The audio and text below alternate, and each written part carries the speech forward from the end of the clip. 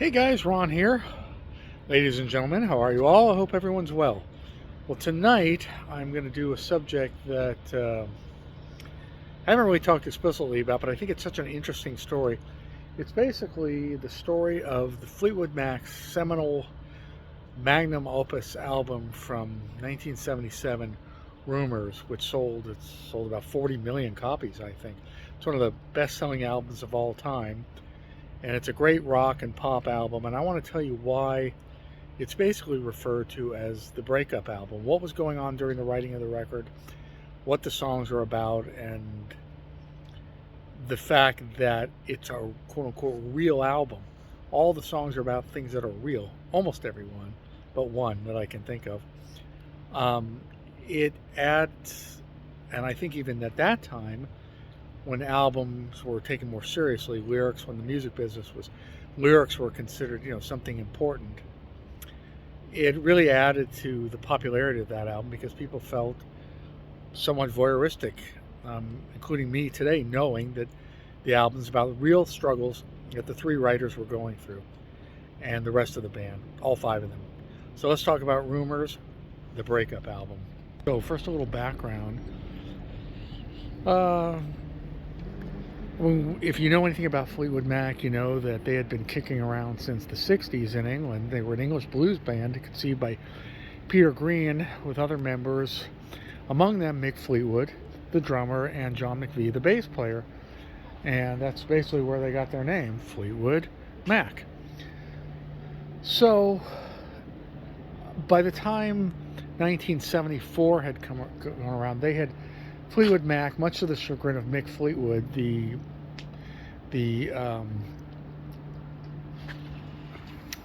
there's another term for it I was going to use, the de facto manager of the group, and I believe an actual manager of the group. They were losing members. Danny Kerwin, Peter Green, the original, the Green God.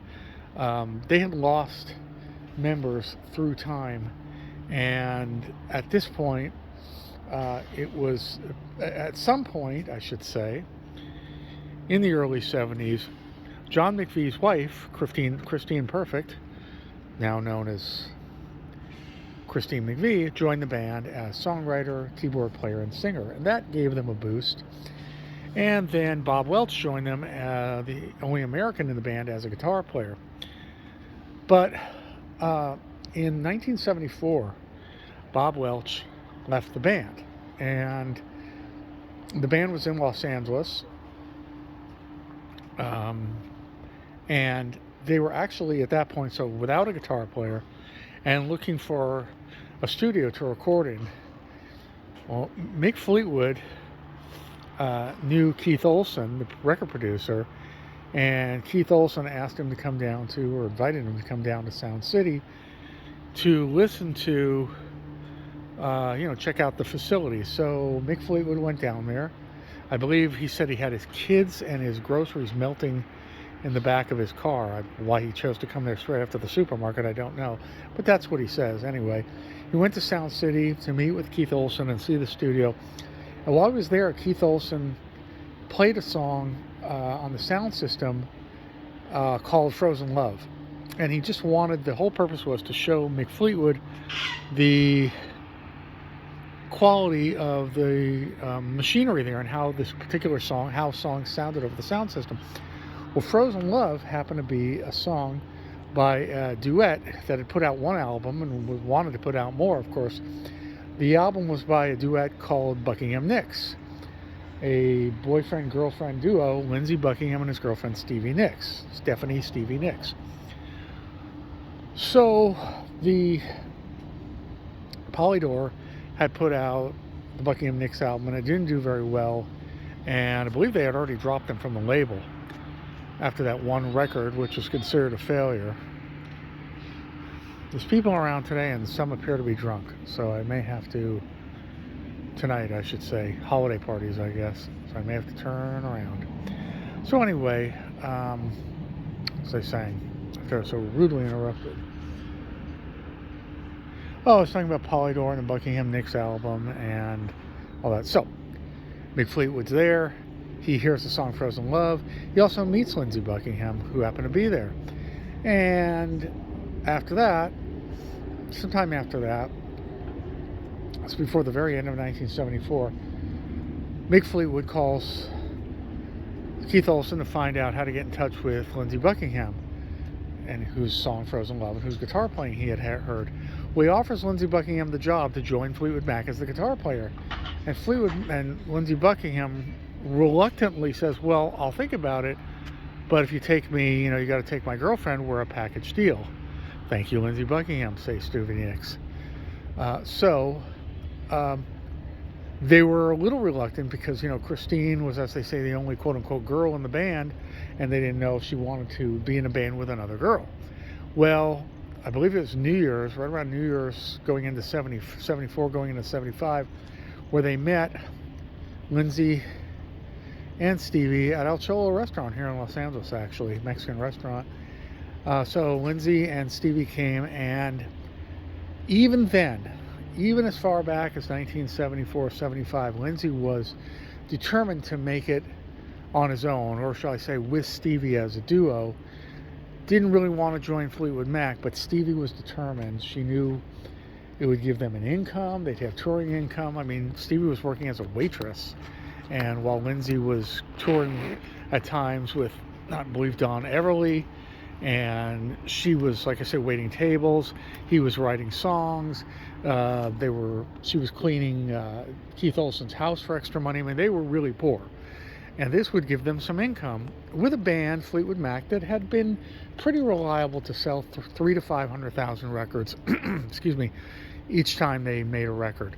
So Stevie said she went out and bought every Fleetwood Mac record from, I guess, 1967 to 74, and listened to them front to back, and she said she believed that they could contribute to this record, to this group, I should say. So they joined Fleetwood Mac. She was pretty happy too, and Lindsey was so happy too. So they joined Fleetwood Mac, and the first album they do is the eponymous album, so it's just called Fleetwood Mac, the white covered album, and it became a #1 hit and sold over 1 million copies. All of a sudden, they're megastars, largely on the basis of Christine and Stevie songs. Christine's song Over My Head, and Stevie's song Rhiannon, which was going to be a Buckingham Nicks record, but didn't make it because they didn't make a second. They weren't able to make a follow-up to their first Buckingham Nicks record. So, on the strength of a couple of songs, like I said, Over My Head and Rhiannon, and Monday Morning, and things like that. Anyway, the album became a really big hit, and all of a sudden they're big stars. Not mega stars, but pretty good. So, sometime, and they immediately went to like 6 months of touring behind the record, which Mick Fleetwood was always happy about touring and always pushing the band to tour because that was his source of income. Since Mick Fleetwood and John McVie are not songwriters, Mick, in particular, source of income is touring. And, for a guy who's been bankrupt twice, I believe, it was very important to him that they tour as much as possible. So, from the end of the first record to early 1976, when they reconvened to do a follow-up to the Fleetwood Mac album, the eponymous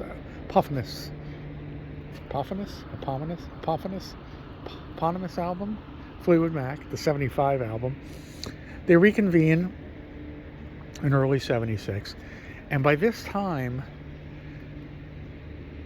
Stevie Nicks' relationship with Lindsey Buckingham was really bad. Now, we don't have the specifics on what happened other than, we just don't have the specifics. I'm not even sure I want to go into it other than, I don't want to go into it because, again, it's just quote-unquote rumor. But that relationship was already on its last legs. And in, I believe, April of 76, just as the album was starting, the Rumours album, John McVie and Christine McVie broke up.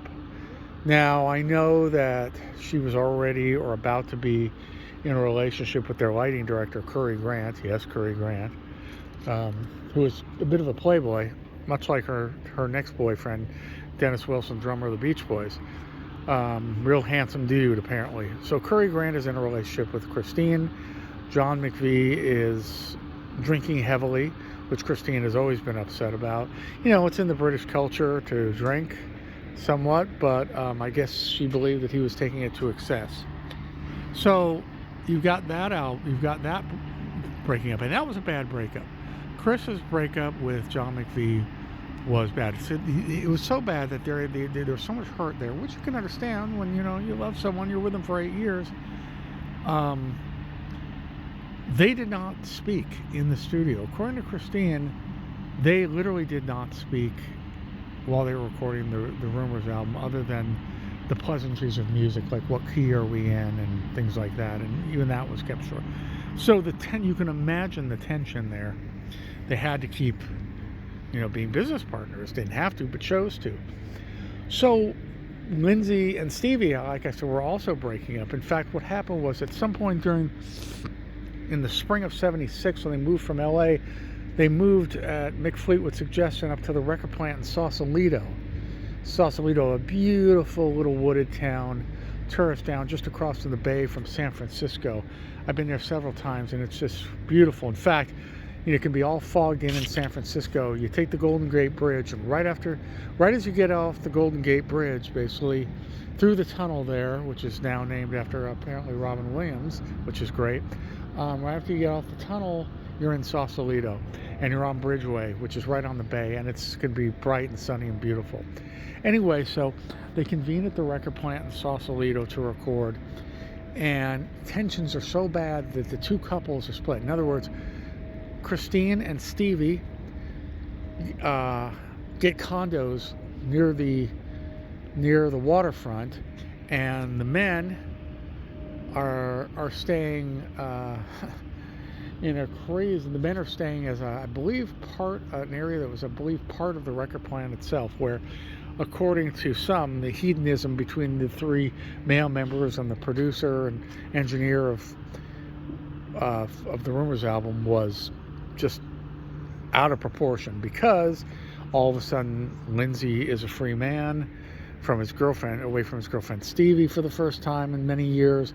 Same with John McVie, begrudgingly away from his wife.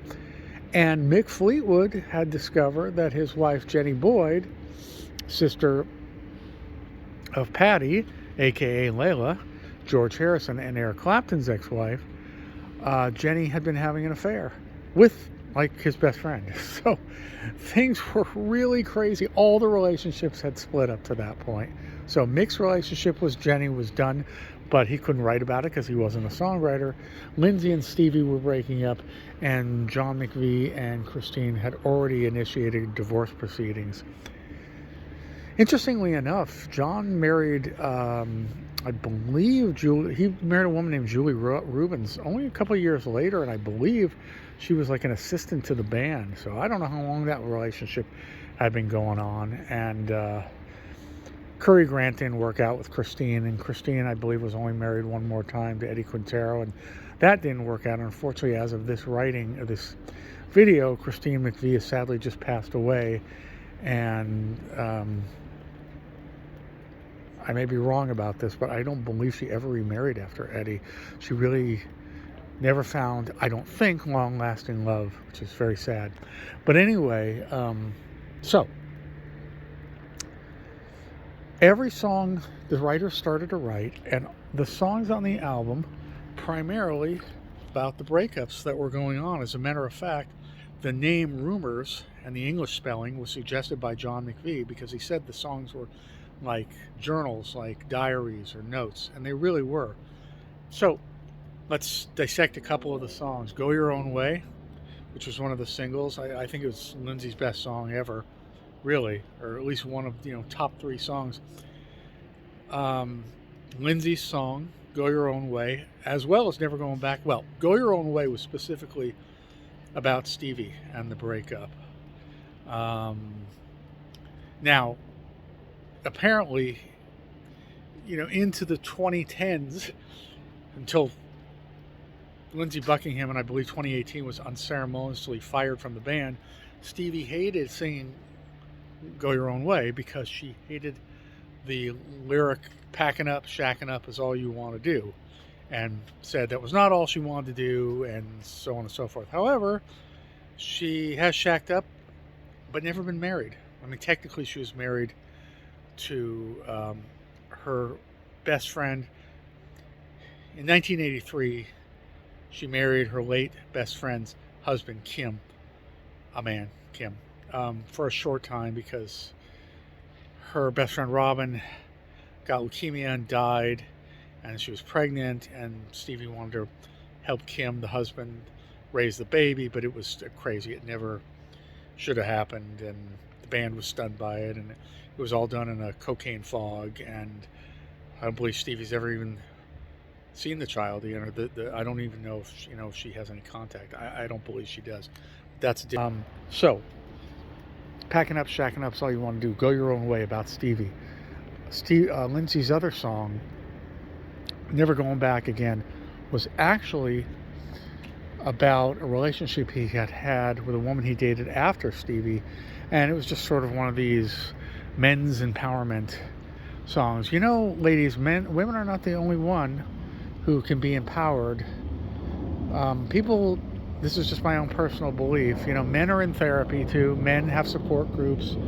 Men do get really upset. Men do fall in love and have our hearts broken. And there's not a lot of talk about it. I don't know that every woman knows that we men have the same emotions, go through the same things. It may be harder for us to express our emotions. We don't sit and cry with our buddies normally, and then give us, Kleenex to cry in, and so on and so forth, and cry on their shoulders, literally and figuratively, but we deal with it in our own way. And I like that song because it is a men's empowerment song, saying that, and as a man who's been through divorce and trauma, like myself, I can understand, a breakup, especially a long-term relationship, and having kind of start your life again in many ways, very, very difficult. So Never Going Back Again is his men's empowerment song to, it's done with Stevie. He had been with another relationship, and he was never going back to, I guess, what he referred to as toxic relationship. So after that,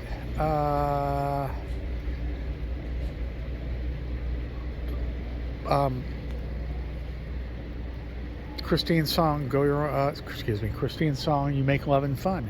That was about Curry Grant, her lighting director boyfriend.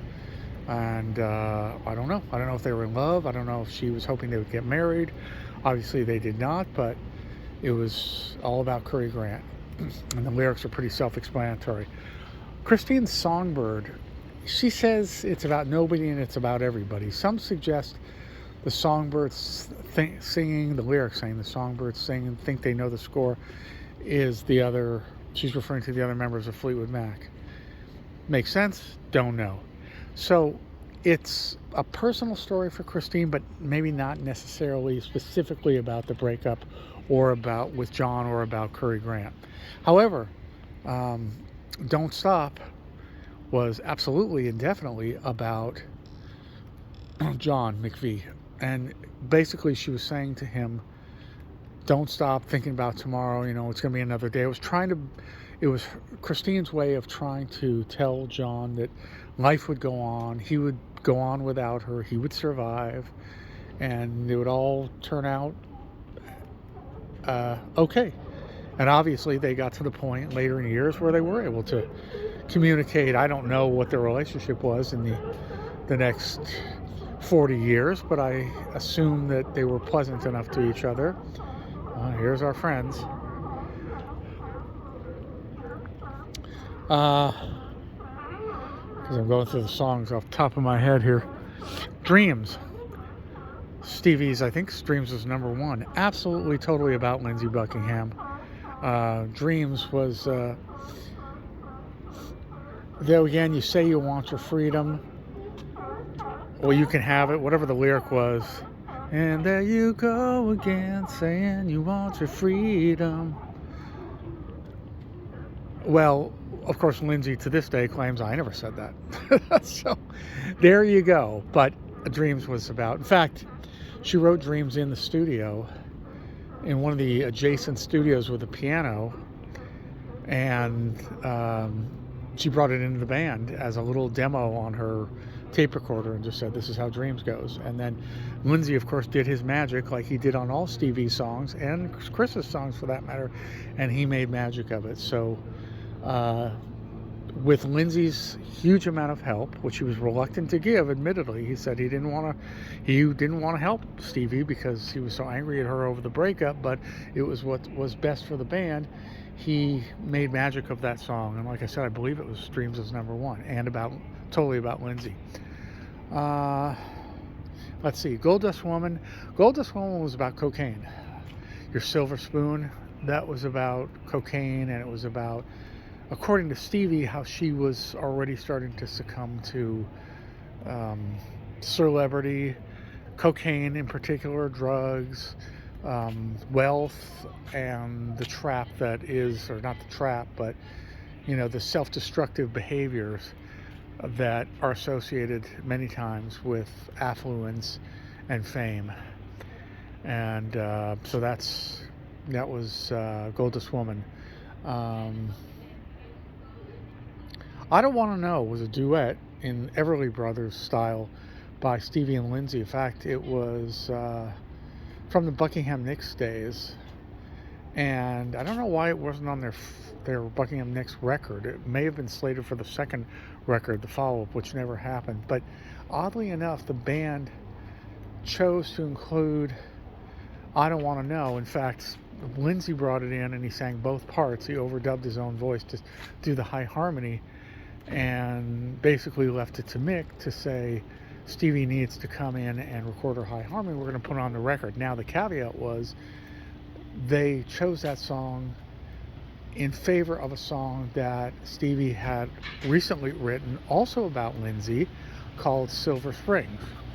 Silver Springs is a wonderful song, and I don't think people really heard it until the live album from the sort of reunion tour that they did in 1997. And it's a great song. It's a great song to see live. But you could see and the reason she wrote Silver Springs is because they were traveling, they were touring, and they were going through Silver Springs, Maryland. So basically that's where she got the title. But if you listen to the lyrics, it's admittedly by Stevie, all about Lindsay as well. The Chain, all four members get writing credit. I think primarily is written by Lindsay and Stevie, and it was, that wasn't one member, that wasn't either Lindsay or Stevie talking to the other ex-partner, but it was about the tumult in the band and the dynamics between the people. Oh Daddy was Christine's song, basically about Mick, and it was about Mick and Jenny, his wife, who, like I said at the beginning of the record, or just as they were starting to record, they had split basically due to her affair with Mick's friend, and then they actually reconciled, I think from 77 to 78, and then they split after that again. But they did get back together again. So they kind of called Mick Big Daddy in the band. So Oh Daddy was Christine's kind of ode to Mick, and specifically about his reconciling with Jenny, his wife. So, and which is ironic because later it's described how there was a barbecue a couple years later, and apparently Jenny had found out that on the road during the Tusk tour, Mick and Stevie had a fling, and I think that led to the second breakup of Mick and Jenny. I don't know, maybe he was trying to get back at her, you know what I mean? Maybe that was part of the motivation. I'll cheat, and I'll cheat with a band member, Stevie. So who knows? You have to ask them about it. See, did I leave anything out? I don't think I did. I don't think I did. I think I hit every song so far. Personally, I would have loved to have Silver Springs on the album and let go of, maybe they could have put I Don't Want to Know on Tusk. And they didn't think that, it's interesting, they didn't think that, obviously it was a concept album to a degree, and they didn't think that I Don't Want to Know, or that, excuse me, that Silver Springs really fit the format. Let's look at these Christmas lights behind me here. Even though, clearly, all they had to do was ask Stevie. The whole song was about her breakup with Lindsay, but they didn't think so. So anyway, which is a nice song, but I think it would have been an even stronger record with Silver Springs. So there you have it, folks. That's Rumours, and like I said, called Rumours, suggested by John McVie, the English spelling, because it was like personal diaries and rumors and whispers about all the drama, or as Christine McVie, the late Christine McVie, called it trauma with a T. Now you add to that serious amounts of drugs, copious amounts of cocaine and alcohol, and you get a lot of trauma and drama and God knows what else. So that was it and basically the band was really burnt out after the album and the tour. And by that time, by the end of Rumours, Lindsay already had started with another girlfriend, a long-term girlfriend, actually 7 years he would be in that relationship. And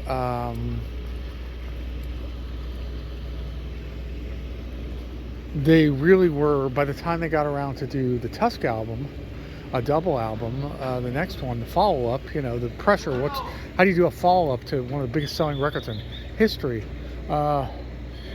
Lindsay said he was not he went up to Mick's hotel room in one of the cities.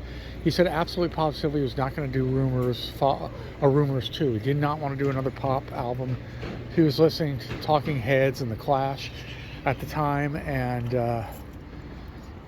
this was 1978, 79, and said, he wanted to do something harder edge, and he's going to bring in all his songs finished. He was going to do everything on them and bring them in basically done. None of the other band members had any say. It was that or nothing. He did it his way. The band was mortified, especially Christine and John. And Mick Fleetwood pleaded with him to go back to the old style, And Lindsay said no, he was going to bring in his songs finished, do his harder edge songs. It was going to be a double album. And Tusk was, to this day, the band Fleetwood Mac blames Lindsay for the relative failure of the Tusk album, which only sold 4 million copies. I mean, 4 million copies is a lot of copies, but if you listen to the Tusk album, it's pretty uneven. There are songs by Stevie Nicks on it about her affair on the road with Mick, it's another cocaine, drama, trauma, breakup type double album. Anyway, so that's the story, and I won't go through the rest of the records, but I could, but I won't. Not now anyway. But that's the story of the Rumours album and why it's the breakup album, and that's it. Okay, another cold night near the beach here, folks. I'll let it go there, and I'm going to see you guys at a later date. My name is Ron. If you like the channel, please do subscribe if you haven't already. Give the channel likes. Hit the subscribe button next to the bell icon next to the subscription button. Then you'll get notifications when I post. Right now I'm on a roll. I've been posting like every day the last week or so, but that's just the way it is. I can't always do that. All right, guys, I'll see you at the next location. Thank you, and bye-bye.